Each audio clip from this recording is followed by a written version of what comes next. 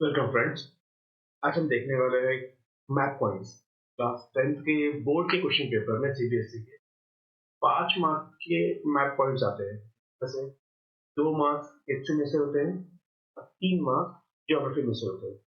आज का जो हमारा क्लास रहने वाला है उसमें हम जो 2 मार्क्स के हिस्ट्री में से आते हैं उस पर फोकस करेंगे। एंड आई एश्योर यू इस क्लास के बाद आपके मैथ पॉइंट 2 मार्क के हिस्ट्री से कंफर्म हो जाएंगे, वो तो आपको मिलना ही मिलना है। तो इससे पहले सबसे पहले हम देख लेते हैं यहाँ पे ये रहा हमारा करिकुलम, मैप पॉइंट से करिकुलम। ये मैंने यहाँ से लिया है सीबीएसई के वेबसाइट से। ये सीबीएसई की वेबसाइट, यहाँ पे अगर आप जाओगे करिकुलम में तो आपको एक करिकुलम मिल जाएगा। उसको अगर मैंने यहाँ खोल के रखा है तो इंडियन नेशनल कांग्रेस के 3 सेशन हुए थे, कलकत्ता, नागपुर, मद्रास, ज्यादा हुए थे। हमारे करिकुलम में 3 है और ये important centres of the Indian freedom movement, ये 5।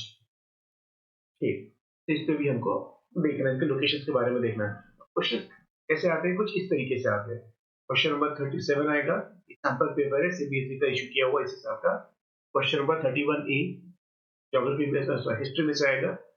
Indian national Congress session at this place 19 which place, वो प्लेस जिसको एक एज ए मार्क किया गया है। ये देखिए ए कौन सा 1920 में सेशन हुआ था यहाँ पे। और फिर दूसरा ये वाला जहाँ पे सॉल्ट लॉ ब्रेक हुआ था या सिविल डिसोबीडियंस की स्टार्टिंग हुई थी। ये सारे क्वेश्चंस आपके लिए 100% इजी हो जाएंगे, पूरे मार्क्स आपको इसको मिलेंगे। तो चलिए हम यहाँ से स्टार्ट करते हैं। तो इस क्लास में हम सिर्फ नेशनलिज्म इंडिया के बारे में देखेंगे। जब बाकी जो बचे हुए चैप्टर्स है 6 चैप्टर्स, इनके लिए मैं अभी सीरीज पूरी सीरीज बनाऊंगा मैथ की, जो उसमें यहाँ देखने वाले हैं। चलिए स्टार्ट करते हैं। तो दो मेजर पॉइंट्स कौन से हैं? इंडियन नेशनल कांग्रेस के सेशंस बहुत सारे हुए थे, लेकिन हमें ये 3 की लोकेशन देखनी है और साथ में इनके हिंट भी देख लेंगे। और बाकी ये 1 2 3 4 5 6 मेजर इवेंट्स इंडियन हिस्ट्री के। तो ये दोनों चीजों के लिए आ सकते हैं, लोकेट करने के लिए भी आ सकते हैं, लेवलिंग करने के लिए, लोकेट एंड लेवलिंग, या फिर आइडेंटिफिकेशन, दोनों केसेस में आ सकते हैं। तो चलिए हम स्टार्ट करते हैं। कलकत्ता, ये बहुत इंपॉर्टेंट सेंटर है। कहाँ पे? कलकत्ता, वेस्ट बंगाल। ये हमारा इंडिया, मैप ऑफ इंडिया, तो ये वेस्ट बंगाल स्टेट, तो बांग्लादेश है, इसको निकाल देना है हमारे कंसिडरेशन से। वेस्ट बंगाल में जहाँ पे बे ऑफ बंगाल के नजदीक का एरिया है, उस बे ऑफ बंगाल का कोस्टल एरिया में अब बिल्कुल सेंटर में लोकेट कर दीजिए कोलकाता। क्या खासियत है इसकी? देखिए, रौलट एक्ट प्रोटेस्ट हो चुका था, जलियांवाला बाग मैसेकर हो चुका था। अब गांधी जी चाहते थे कुछ बड़ी ब्रॉड बेस्ड मूवमेंट स्टार्ट की जाए। तो उसके लिए गांधी जी ने मोहम्मद अली, शौकत अली जो भाई थे, जो मुंबई में उस समय बॉम्बे में खिलाफत मूवमेंट को ऑर्गेनाइज कर रहे थे, उनके साथ पार्टनरशिप कर ली और गांधी जी एक बड़ी मूवमेंट स्टार्ट करना चाहते थे। तो इसके लिए गांधी जी को चाहिए था कि वो इंडियन नेशनल कांग्रेस को कन्विंस करें। तो ऐसे में सितंबर 1920, यहाँ पे मंथ बहुत इंपॉर्टेंट है बिकॉज और एक कांग्रेस का सेशन हुआ जो 1920 में ही हुआ है, तो यहाँ पे सितंबर इंपॉर्टेंट है। तो सितंबर 1920 में कलकत्ता, आज हम कोलकाता बोलते हैं उसको, उस समय कलकत्ता कहा जाता था, वहां पे कांग्रेस का सेशन हुआ सितंबर 1920 में। इसमें महात्मा गांधी ने ये प्रपोजल रखा कि हम एक नई मूवमेंट स्टार्ट करते हैं, नॉन कोऑपरेशन मूवमेंट। अगर इंडियंस ने अंग्रेजों के साथ नॉन कोऑपरेट किया तो 1 साल से ज्यादा समय नहीं लगेगा इंडिया को आजाद होने में। कुछ इस तरह की गांधी जी की सोच थी, लेकिन कांग्रेस जो थी बढ़ गई इस मामले में। कुछ लोगों को लगता था कांग्रेस को, जो कि महात्मा गांधी के साथ है, कि हाँ मूवमेंट हमें कंटिन्यू करनी चाहिए, फिर नई मूवमेंट चालू करनी चाहिए जिससे कि ब्रिटिशर्स पर प्रेशर बढ़े। लेकिन वही कांग्रेस के कुछ लोग ऐसे थे जो कि उस समय मूवमेंट स्टार्ट करने के लिए रेडी नहीं थे। उनको ये लगता था कि अभी भारतीय लोग नॉन वायलेंस के लिए तैयार नहीं हुए, फिर से अगर कोई नई मूवमेंट स्टार्ट की जाए तो उसमें वायलेंस हो जाएगा। और दूसरी वजह जो इस नए मूवमेंट को, नॉन कोऑपरेशन मूवमेंट को अपोज कर रहे थे, वो ये थी कि नवंबर 1920 में काउंसिल इलेक्शन प्रपोज थे, शेड्यूल थे, और उनको काउंसिल इलेक्शन को बॉयकॉट नहीं करना। और अगर मूवमेंट स्टार्ट हो जाती नॉन कोऑपरेशन मूवमेंट, तो काउंसिल इलेक्शन भी बॉयकॉट करने पड़ते। तो यहाँ पे कांग्रेस बढ़ गई, आधे लोग मूवमेंट स्टार्ट करना चाहते थे और आधे नहीं स्टार्ट करना चाहते थे। इतनी हीटेड डिबेट हुई कि डर था कि अगर ऐसे ही डिबेट, ये सेशन कंटिन्यू किया तो कांग्रेस स्प्लिट हो जाएगी, इंडियन नेशनल कांग्रेस 2 हिस्सों में बढ़ जाएगी। तो फिर इस मूवमेंट को, सेशन को, कलकत्ता का इंडियन नेशनल कांग्रेस के सेशन को हॉल्ट कर दिया गया। इसमें मूवमेंट लॉन्च होगी नहीं होगी डिसीजन पेंडिंग था, नहीं दिया गया। अब आती है दूसरी मूवमेंट जो है नागपुर में। नागपुर महाराष्ट्र में पड़ता है। महाराष्ट्र का एक रीजन है विदर्भ, और उस विदर्भ में मतलब नागपुर मध्य प्रदेश की बॉर्डर, जहां से छत्तीसगढ़ भी बहुत ज्यादा दूर नहीं है। ये एक लोकेशन आप समझ लीजिए रफली, ये एक लोकेशन महाराष्ट्र के ईस्टर्न साइड में, ईस्टर्न टॉप साइड का एरिया नागपुर का। अब यहाँ पे कांग्रेस का अगला नेशनल सेशन हुआ, एनुअल सेशन हुआ, दैट इज दिसंबर 1920। पहले वाला कौन सा हुआ था? सितंबर 1920। ये हुआ दिसंबर 1920। नोटिस करो, सितंबर में जब प्रपोज किया गया था तो कुछ लोगों ने अपोज किया था, नॉन कोऑपरेशन मूवमेंट लॉन्च नहीं की जानी चाहिए, बिकॉज नवंबर में काउंसिल इलेक्शंस थे, हो गए इलेक्शन दिसंबर में, तो ऐसा कोई कंपल्शन नहीं है, तो एक पॉइंट तो कैंसिल ही हो गया जो लोग अपोज कर रहे थे। और इस बीच जो 2-3 महीने का समय मिला, सितंबर के बाद अक्टूबर नवंबर दिसंबर, ये 2-3 महीने जो समय मिले थे, उसमें लोगों ने एक दूसरे से कॉन्टैक्ट किए, कांग्रेस पार्टी के लोगों ने, और एक दूसरे को अपने अपने ओपिनियन से समझाने की कोशिश की। और सिचुएशन ऐसी बनी कि ज्यादातर लोग movement, non cooperation movement launch करने के फेवर में आ गए। और नागपुर में जो इंडियन नेशनल कांग्रेस का नागपुर सेशन हुआ दिसंबर 1920 में, ये डिसीजन ले लिया गया कि मूवमेंट लॉन्च होगी। जनवरी 1921 से नॉन कोऑपरेशन मूवमेंट लॉन्च हो गई। अब तीसरा सेशन हुआ कोलकाता, चेन्नई में, जिसको हम आज चेन्नई बोलते हैं। उस समय इसका नाम था मद्रास या मद्रास। अब ये सेशन हुआ 1927 में, अच्छा खासा गैप आ गया 1920 के बाद, 7 साल के बाद का सेशन। इसके पहले भी सेशन हुए हैं, पर करिकुलम में हमारे फिलहाल इतने 3 ही है। इसका स्पेशलिटी क्या है? इसकी स्पेशलिटी ये थी कि अगले साल 1928 में British government, British parliament India में एक कमीशन भेजने वाली थी, जिसका नाम था, होने वाला था साइमन कमीशन। अब क्या इंडियंस ने साइमन कमीशन को के साथ कोऑपरेट करना चाहिए? साइमन कमीशन कुछ कॉन्स्टिट्यूशनल इश्यू को रिजॉल्व करने आ रही थी, इंडियन को जो कंप्लेंट्स थे ब्रिटिश गवर्नमेंट के अगेंस्ट उनको सुन के उनका सोल्यूशन देने आ रही थी, लेकिन उसमें कोई भी इंडियन मेंबर नहीं था। और इंडियंस को इसी से प्रॉब्लम थी। इंडियन का बोलना यह था, अगर आप इंडियंस की प्रॉब्लम सॉल्व करने के लिए कोई कमीशन इंडिया भेज रहे हो, और वो कमीशन अगर इंडिया को समझ ही नहीं सकता, इंडियंस के प्रॉब्लम्स को नहीं समझ सकता, तो वो क्या सजेशन देगा? तो आपके इसमें कोई इंडियन मेंबर होना चाहिए साइमन कमीशन में, लेकिन उसमें कोई भी इंडियन मेंबर नहीं था। लेकिन अल्टीमेटली 1927 मद्रास में जो सेशन हुआ था इंडियन नेशनल कांग्रेस का, उसमें ये डिसाइड किया गया था कि अगले साल जो भी 1928 में साइमन कमीशन इंडिया में आएगा, आप उसको बॉयकॉट करेंगे। तो चेन्नई मद्रास पड़ता है तमिलनाडु में। अब देखिए, तमिलनाडु और आंध्र प्रदेश, यहाँ पे तेलंगाना अभी तक इस मैप में सेपरेट नहीं किया गया है। मैंने पुराना मैप यहाँ पे ले लिया है, वरना ये वाला तेलंगाना एरिया। तो तमिलनाडु और आंध्र प्रदेश की बॉर्डर, जो कि बे ऑफ बंगाल के नजदीक है, वहां पे पड़ता है मद्रास। बस आप यहाँ पे मार्क कर लीजिए। इसमें सिर्फ एक क्वेश्चन 100% आ रहा है, अगर आपने कलकत्ता, नागपुर और मद्रास याद कर लिया तो 100% आपका एक मार्क कंफर्म है यहाँ पे मैप पॉइंट्स में से, 5 में से। लेकिन एक से काम नहीं चलेगा, हमको 5 में से 5 मार्क्स चाहिए मैप में। तो अब हम आगे बढ़ते हैं। तो ये रहे हमारे 3 पॉइंट्स जो कि हम देख चुके। कलकत्ता कहाँ पड़ता है, नागपुर और मद्रास। और हिंट कौन सी आएगी? जनरली ये हिंट आएगी, identify the place on the given outline political map of India marked as A or B where the Congress session was held in। अभी सैंपल पेपर में सितंबर और दिसंबर नहीं दी उन्होंने, सिर्फ 1920 दी है, लेकिन फाइनल पेपर में मंथ भी शायद दिया रहेगा और होना चाहिए। और नहीं भी अगर दिया है तो किसी एक लोकेशन को तो हाईलाइट किया है, या तो वो नागपुर होगा या तो वो कलकत्ता होगा। अब ये major important event Champaran Bihar, Kheda Gujarat, Ahmedabad Gujarat, Amritsar Punjab, Chauri Chaura Uttar Pradesh और यूनाइटेड प्रोविंस उस समय का दांडी गुजरात, इनके बारे में एक ही करके अब देखते हैं। ये रहा हमारा चंपारण, बिहार में आता है।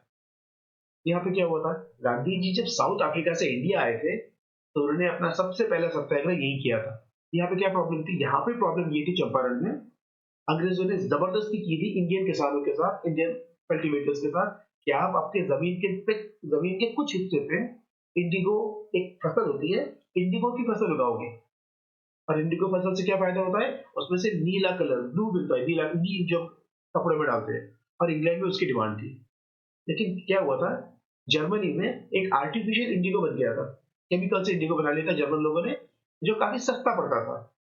तो टेक्सटाइल इंडस्ट्री में खेत में उगने वाला इंडिगो जो कि बहुत अच्छे क्वालिटी का होता था, उसकी डिमांड कम होगी, तो सस्ता अल्टरनेटिव आ गया था। तो इन लोगों को ज्यादा पैसे मिलते नहीं थे इंडिगो कल्टीवेटर्स को, और अंग्रेज जबरदस्ती कहते हैं आपको उगाना पड़ेगा और पैसे कम मिलेगी। ये जो वर्ल्ड वॉर वन आया, तो जर्मनी से जो आर्टिफिशियल इंडिगो आ रहा था उसका सप्लाई बंद हो गया, तो वापस इंडिगो की डिमांड बढ़ गई, और अंग्रेजों ने अब कंपलसरी कर दिया आपको आपके जमीन के कुछ हिस्से पर, अपने आई थिंक 25%, अगर आप भारतीय किसान हो, बिहार में रहते हो, तो आपको आपके जमीन की जितनी भी जमीन आपके पास है उसके 25% पार्ट पे इंडिगो उगाना ही पड़ेगा, और बहुत कम रेट में आपसे खरीदा जाएगा, आपको ज्यादा पैसे भी नहीं देंगे। और अगर आप नहीं उगाना चाहते हो तो आपको एक कंपनसेशन ब्रिटिश गवर्नमेंट को देना पड़ेगा, वो बहुत महंगा हुआ करता था, तो इंडियंस परेशान थे। तो गांधी जी से हेल्प मांगने का इंडिया में आने के बाद, और गांधी जी चंपारण में गए और ऐसे किसानों के लिए सत्याग्रह किया। रिजल्ट ये आया कि इंडिगो कल्टीवेशन की जो जबरदस्ती थी वो हटा ली गई। ये गांधी जी की भारत में आने के बाद पहली बड़ी जीत थी, चंपारण में। अब इसकी लोकेशन क्या है, चंपारण ये रहा बिहार, और ये रहा उत्तर प्रदेश, आज हम इसको उत्तर प्रदेश के नाम पे जानते हैं। उस समय इसका नाम यूनाइटेड प्रोविंस हुआ करता था। अभी बॉर्डर देखिए, ये यूपी, बिहार और नेपाल, इसके बॉर्डर पे है चंपारण। ठीक है, एक लोकेशन क्लियर। अब अगली लोकेशन पे हम आते हैं, जो कि खेड़ा, गुजरात। खेड़ा में क्या गेम हुआ था, खेड़ा में प्रॉब्लम ये हुआ था कि एक ऐसा समय आ चुका था 1917-18 के आसपास, एक तो बीमारी आई थी, प्लेग की बीमारी, काफी लोगों की जानें चली गई इसमें। साथ ही साथ फसल हुई नहीं, सूखा पड़ा, सूखा पड़ने की वजह से किसानों का ज्यादा उत्पादन नहीं हुआ, यील्ड नहीं आई, और वो लगान देने के मतलब टैक्स देने के, रेवेन्यू देने के कंडीशन में नहीं थे, बिकॉज उनकी कमाई ही नहीं हुई थी। अब गवर्नमेंट बोल रही थी नहीं, आपको टैक्स तो देना पड़ेगा। यहाँ पे अड़ गए, गवर्नमेंट अड़ गई, और इंडियन किसान इस कंडीशन में ही नहीं थे कि टैक्स दे। तो यहाँ पे सरदार वल्लभ भाई पटेल और कुछ और गुजरात से इंडियन फ्रीडम फाइटर्स इन्वॉल्व हो गए, और आगे चल के गांधी जी भी इसमें इन्वॉल्व हुए। तो गांधी जी के सत्याग्रह करने के बाद एक सोल्यूशन निकला, सोल्यूशन निकला कि गवर्नमेंट ने कहा कि जो अमीर बड़े किसान है, अगर वो अपना लगान दे दे तो हम गरीबों का लगान माफ कर देंगे, और ये बात मान ली गई, और इस तरह पीसल सत्याग्रह सॉल्व हुआ। तो गुजरात में कहाँ पे मिलेगा आपको खेड़ा, ये देखिए, ये जो लिटरली जिस गल्फ का एरिया, ये जो गल्फ है जस्ट ऊपर आपको मिलेगा खेड़ा। और ये लोकेशन याद रखिए, बिकॉज खेड़ा के जस्ट ऊपर एरिया है अहमदाबाद, वहां पे भी अब हम आने वाले हैं अहमदाबाद के ऊपर। ये रहा अहमदाबाद, खेड़ा मूवमेंट, खेड़ा सत्याग्रह और अहमदाबाद सत्याग्रह दोनों ऑलमोस्ट एक ही समय पे हुए, 4-5 दिन का गैप था। खेड़ा की स्ट्राइक हुई, उसके बाद अहमदाबाद हो गया, 4-5 दिन का गैप था। अब अहमदाबाद में क्या इशू हुआ, अहमदाबाद में ये इशू हुआ कि जैसे कि खेड़ा में सारे रूरल एरिया था, किसान थे, तो अहमदाबाद में मिल्स थे, शहरी एरिया है, वहां पे कपड़े की मिल थी, कपड़े की मिल में काफी सारे वर्कर्स काम करते थे। कपड़े की कीमत बढ़ गई, लेकिन वर्कर्स के वेजेस नहीं बढ़े। अब वर्कर्स को पैसे चाहिए थे, बिकॉज हालत खराब हो गई थी, सेम प्लेग का एपिडेमिक आया हुआ था, लोगों के परिवार में जाने जा रही थी, इलाज का ट्रीटमेंट करने के लिए पैसा चाहिए था। तो मिल वर्कर्स ने डिमांड किया कि हमारी सैलरी बढ़ा दी जाए, 50% तो सैलरी बढ़ा दी चाहिए, बढ़ानी चाहिए, लेकिन मिल वर्कर्स, मिल ओनर्स सैलरी बढ़ाने के लिए राजी नहीं हो रहे थे। तो यहाँ पे गांधी जी बीच में है, और थोड़ी सी स्टोरी है, मैं उसको कट शॉर्ट कर रहा हूँ, ज्यादा आगे नहीं लेके जाता हूँ। अब जो मिल ओनर्स थे वो बोले थे हम आपको 20% के सैलरी हाइक दे सकते, वेजेस बढ़ा सकते 20% से, और जो वर्कर्स थे उनको अपने वेजेस 50% बढ़ाने थे। तो गांधी जी ने बोले कि एक काम करते हैं, जो मिल ओनर्स है जो 20% ऑफर कर रहे हैं, आप एक काम करो, आप उसमें 15% और बढ़ा दो, तो 20 के हो जाएंगे 35। और जो मिल वर्कर जो कि 50% मांग रहे हो, भाई आप लोग अपना 15% कम कर दो, आप 35 पे आ जाओ, एक बीच का फिगर आ गया 35%। अब यहाँ पे दोनों parties, mill owners and mill workers 35% wages increase पे मान गए, और यहाँ पे भी गांधी जी ने सत्याग्रह किया। अब यहाँ पे सत्याग्रह करने की जरूरत क्या पड़ी, इसलिए गवर्नमेंट को सत्याग्रह करने की जरूरत पड़ी कि वर्कर्स स्ट्राइक पे चले गए थे, लेकिन वर्कर्स की हालत बहुत बुरी थी। एक तो वर्कर्स थे गरीब, ऊपर से स्ट्राइक पे जाने की वजह से काम बंद होने की वजह से पैसे बंद, और लोगों की वर्कर्स के घर में भूख से मरने की नौबत आ रही थी। और ऐसा लग रहा था कि शायद कुछ वर्कर टूट जाएंगे, वो इतना प्रेशर बर्दाश्त नहीं कर पाएंगे और काम पे चले जाएंगे। अगर ऐसा होता तो गांधी जी के लिए एक मॉरल हार होती। तो गांधी जी ने कहा कि नहीं, कोई काम पे नहीं जाएगा। अब प्रेशर बनाने के लिए गांधी जी हड़ताल पे बैठ गए, भूख हड़ताल पे। याद रखना, ये हड़ताल मिल ओनर्स के अगेंस्ट नहीं थी, ये ना ही मिल वर्कर्स के अगेंस्ट थी, ये उन मिल वर्कर्स के अगेंस्ट थी जो शायद टूट जाए, कमजोर पड़ जाए स्ट्राइक में, और अपने परिवार को, घर में बच्चों को भूख से बिलखता हुआ न देख पाए और काम पे चले जाए। लेकिन गांधी जी का ये स्टंट या स्ट्रैटेजी, सॉरी स्टंट नहीं बोले, जो स्ट्रैटेजी थी, स्ट्राइक पे चले जाए, इससे वर्कर्स पे भी प्रेशर पड़ा। गांधी जी का बहुत रेस्पेक्ट करते थे, और सेम इसका प्रेशर पड़ा मिल ओनर्स के ऊपर, वो भी निगोशिएट करने के लिए रेडी हो गए, और फाइनली जल्दी से सोल्यूशन आ गई। ये अहमदाबाद की स्टोरी है। और उसके आगे अमृतसर, पंजाब का अमृतसर, बहुत ही इनफेमस, कुख्यात ईस्ट इंडियन हिस्ट्री का एक इवेंट है जिसको कहा जाता है जलियांवाला बाग मैसेकर, जलियांवाला बाग हत्याकांड। यहाँ पे कुछ किसान, रॉलेट एक्ट, एक बड़ा ही काला कानून अंग्रेजों ने बना के रखा था कि अगर आप ब्रिटिशों के अगेंस्ट कुछ भी एक्शन लेंगे तो बिना वारंट के आपको अरेस्ट कर दिया जाएगा और 2 साल तक जेल में सड़ाया जाएगा, बिना किसी वारंट के, सिर्फ शक के आधार पर। तो इस काले कानून का अपोज करने के लिए कुछ लोग, आम लोग, अब अमृतसर के जलियांवाला बाग में जमा हो गए। उस समय मार्शल लॉ लगा हुआ था, और इन लोगों को तो पता ही नहीं था, बिकॉज व्हाट्सएप नहीं था, टेलीविजन चैनल्स नहीं थे, न्यूज़पेपर की बहुत ज्यादा सर्कुलेशन नहीं थी, और ज्यादातर लोग अनपढ़ थे। वो तो बैसाखी का त्योहार, सेलिब्रेशन, मेला मनाने के लिए अमृतसर पे आए थे। उनको क्या पता यहाँ पे ये लगा हुआ है मार्शल लॉ। जलियांवाला बाग में चले गए। ऊपर से कुछ लोग जो मॉर्निंग वॉक के लिए आते, कुछ वो लोग थे जलियांवाला बाग में, लेकिन मार्शल लॉ का वायलेशन हुआ, लोग भीड़ जमा ली। मार्शल लॉ में आप भीड़ नहीं जमा सकते, वहां पे भीड़ जमा ली। और वहां पे जनरल डायर नाम का एक क्रूर पुलिस ऑफिसर आया, जिसको चाहिए था कि इंडियन को वार्न करता कि मार्शल लॉ लगाए, आप अपने अपने घर चले जाओ, यहाँ पे भीड़ मत जमाओ, पर उसने ऐसी कोई वार्निंग नहीं दिया। उसने अपनी सिपाहियों को लेके आया, और जितने भी लोग वहां पे जमे थे, कुछ गांधी जी के ऐसे शिष्य थे जो लोगों को रॉलेट एक्ट के बारे में समझा रहे थे कि वो कौन सा एक्ट है, इसे कैसे बुरा है, इसे क्यों काला कानून कहा जाता है, इसमें कौन सी प्रॉब्लमेटिक चीजें वो बता रहे थे उनको। और जनरल डायर ने अपने लोगों को ऑर्डर दे दिया, अंधाधुंध फायर करो भारतीयों पे। कई भारतीयों की इसमें जान गई, कई इंजर्ड हुए। बहुत दर्दनाक इवेंट है ये। जब चैप्टर का वीडियो बनाएंगे तब हम उसको डिटेल में देखेंगे। और ये जलियांवाला बाग मैसेकर कब हुआ? 13 अप्रैल 1990। कहाँ पे? अमृतसर में। ये रहा अमृतसर, पंजाब।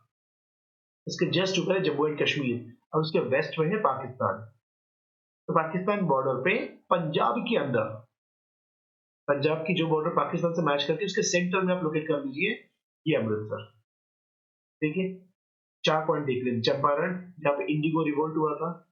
खेड़ा, जहाँ पे किसानों को टैक्स नहीं भरा जा रहा था बिकॉज उनकी इनकम नहीं थी, वहां पे कुछ कंसेशन दिला दिए गांधी जी ने। अहमदाबाद में मिल वर्कर्स और मिल ओनर्स के बीच में फैसला आ गया था, वो गांधी जी ने रिजोल्व की। और अमृतसर, जहाँ पे कुख्यात जलियांवाला बाग हत्याकांड हुआ था 13 अप्रैल 1919 को। अब उसके बाद हमारा है चौरी चौरा।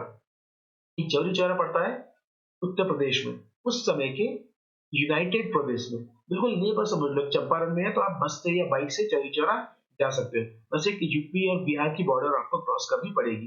तो नेपाल बिहार बॉर्डर पे है चौरी चौरा, और नेपाल यूपी बॉर्डर पे है चंपारण। अब चौरी चौरा में क्या हुआ था? उस समय चल रही थी नॉन कोऑपरेशन मूवमेंट। वही मूवमेंट जो स्टार्ट होनी चाहिए कि नहीं होनी चाहिए, इस पर डिबेट हो गया था कलकत्ता सेशन में सितंबर 1920, और जो दिसंबर 1920 के नागपुर सेशन में डिसाइड किया गया था कि यस, हम मूवमेंट लॉन्च करेंगे। उसी मूवमेंट की बात की जा रही है। वहां पे उत्तर प्रदेश में एक एरिया है जिसका नाम है गोरखपुर डिस्ट्रिक्ट, और उस गोरखपुर का एक एरिया है चौरी चौरा। वहां पे कुछ किसान नॉन कोऑपरेशन मूवमेंट में पार्टिसिपेट कर रहे थे, और एक हल्की सी रैली निकाल रहे थे। कोई शोर शराबा नहीं, कोई वायलेंस नहीं, टोटल नॉन वायलेंट रैली निकल रही थी। पुलिस वालों ने फायर कर दिए, और यहाँ पे भारतीय लोगों का सब्र, उनका पेशेंस, उसका धैर्य टूट गया, और उन्होंने भी पुलिस स्टेशन को आग लगा दी। ऐसा कहा जाता है कि 22 पुलिस वाले जिंदा जल गए। इस पुलिस स्टेशन को भारतीयों ने आग लगाई, और कुछ आम लोग भी, 4 लोगों की मौत भी हुई थी उस समय। और ये घटना हुई 4 या 5 फरवरी को। थोड़ा इंटरनेट पे अगर आप ढूंढोगे तो कहीं 4 मिल रहा है, कहीं 5 मिल रहा है। फरवरी 1922 को चौरी चौरा वाला इंसिडेंट हो गया, जिसमें 22 पुलिस वाले जिंदा जला दिए गए भारतीयों के द्वारा, गांधी जी के सपोर्टर्स के द्वारा। ये बात गांधी जी को इतनी बुरी लगी कि मैं नॉन वायलेंस को सपोर्ट करता हूँ और ये लोग नॉन वायलेंस को भूल रहे हैं, ये लोग नॉन वायलेंस को फॉलो नहीं कर रहे, ये हिंसा कर रहे हैं। गांधी जी नाराज हुए और गांधी जी ने इस चौरी चौरा दुर्घटना के बाद नॉन कोऑपरेशन मूवमेंट को विड्रॉ कर लिया, बंद कर दिया उस मूवमेंट को। ठीक है, अब आखिरी पार्ट है हमारा दांडी। दांडी कहाँ था, ये भी गुजरात में आता है। तो टोटल हमको हिस्टोरिकल इवेंट्स में 3 इवेंट्स गुजरात में है। और ये देखो, महाराष्ट्र और गुजरात की जितनी बॉर्डर मैच कर रही है, यहाँ से यहाँ तक महाराष्ट्र और गुजरात की बॉर्डर मैच करती है, और उसके बीच में गुजरात के साइड में दांडी है। ये कोस्टल टाउन है, मतलब समुद्र किनारे पर बसा हुआ एक छोटा शहर है। यहाँ पे गांधी जी ने मार्च निकाला। गांधी जी ने साबरमती आश्रम, अहमदाबाद जिले के साबरमती आश्रम से एक 12 मार्च, देखो 12 मार्च को दांडी पैदल मार्च स्टार्ट किया, कहाँ तक, दांडी पहुंचने तक। और दांडी पहुंच के गांधी जी ने नमक बनाया, खुद अपने हाथों से नमक बनाया और सॉल्ट लॉ तोड़ दिया। क्यों तोड़ दिया गांधी जी ने? अंग्रेजों का एक नियम था, अगर आपको नमक बनाना है, नमक देखो बहुत ही बेसिक चीज है, बहुत कॉमन चीज है, हमने हर कोई नमक कंज्यूम करता है हमारे रोज के खाने में। बिना नमक के हम खाना टेस्टी नहीं बनता है। और नमक नेचुरली हमें मिलता है, बहुत ज्यादा मेहनत नहीं करनी पड़ती। समुद्र का पानी उठाओ, उसको इतना उबालो, ये सारा पानी इवेपोरेट होकर उड़ जाए, जो बच जाएगा वो बचेगा NaCl, नमक, सॉल्ट। तो बहुत बड़ी टेक्नोलॉजी है नमक बनाने में। और अंग्रेजों ने कहा था इंडिया में नमक नहीं बना सकते अगर आपके पास गवर्नमेंट से परमिशन नहीं है तो। अब गवर्नमेंट को परमिशन देने के लिए अच्छा खासा पैसा लेती थी। अरे हमारे देश का समंदर है, हमारे देश की जमीन है, हम नमक बना सकते हैं। अंग्रेजों ने उसको बैन लगा दिया। गांधी जी बोले ये तो तुम्हारा गलत चीज है, जो नमक आप बनाते नहीं हो, जो पानी आप हमको देते नहीं हो, नेचर ने हमको दिया है, गॉड ने दिया, उसमें से नमक निकाल रहे, तो आपको क्या ऑब्जेक्शन होना चाहिए? अब आपके कोई चीजें मशीन आपके इस्तेमाल नहीं कर रहे, कुछ इस्तेमाल नहीं कर रहे, गलत चीज है, हम तो नमक बनाएंगे। तो गांधी जी ने 12 मार्च 1930 को दांडी मार्च स्टार्ट किया, जो दांडी पहुंचे 6 अप्रैल को 1930। और यहाँ पे गांधी जी ने नमक बनाया और यहाँ से सिविल डिसोबीडियंस मूवमेंट की शुरुआत हुई। ये टोटल 3, 4, 5, 6 आपको मेजर इवेंट्स याद रहते हैं।